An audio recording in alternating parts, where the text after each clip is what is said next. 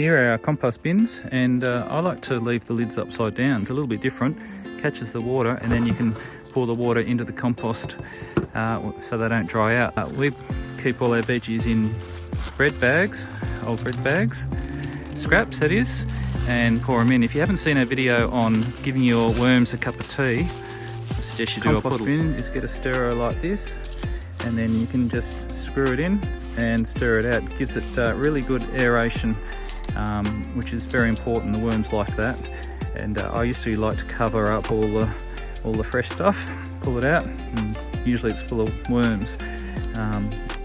We're in the middle of winter now, so we just started winter. It's been very cold, so they're probably down a fair bit deeper. There's some worms there popping out now.